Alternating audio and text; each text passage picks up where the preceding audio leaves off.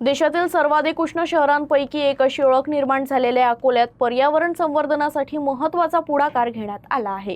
Global warming आणि वाढत्या पर्यावरण संकटाच्या पार्श्वभूमीवर JCI Akola city, PSV nursery आणि association of regional oil millers याच्या संयुक्त विद्यमाने जिल्ह्यातील शाळा आणि महाविद्यालयांसाठी ग्रीन वसुधा अभियान राबवण्यात येणार आहे। विद्यार्थ्यांमध्ये पर्यावरणाबाबत जबाबदारीची भावना निर्माण करून एक विद्यार्थी एक वृक्ष एक जबाबदारी हा संकल्प रुजवणं आणि अकोल्याला हरित बनवणं हा या अभियानाचा मुख्य उद्देश असल्याची माहिती JCI अकोला सिटीचे अध्यक्ष अमोल अग्रवाल, सचिव अभय राठी, प्रकल्प संचालक डॉक्टर प्रिया वखारिया तसंच लक्ष्मीकांत डागा यांनी पत्रकार परिषदेत दिली।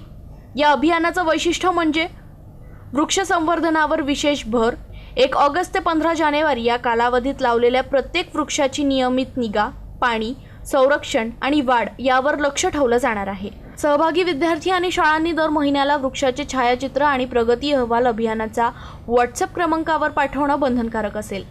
लावलेल्या वृक्षांचे संगोपन आणि संवर्धनाचे प्रशिक्षण ऑक्सिजन मॅन षण्मुख नाथन, सहाय्यक वन अधिकारी नम्रता ताले, महाबीजचे सेवानिवृत्त अधिकारी श्यामलाल तिरपुडे, पर्यावरण तज्ज्ञ उदय वजे आणि रानवारा संस्थेच्या अध्यक्षा पल्लवी दिवेकर यांच्या समितीकडून करण्यात येणार आहे।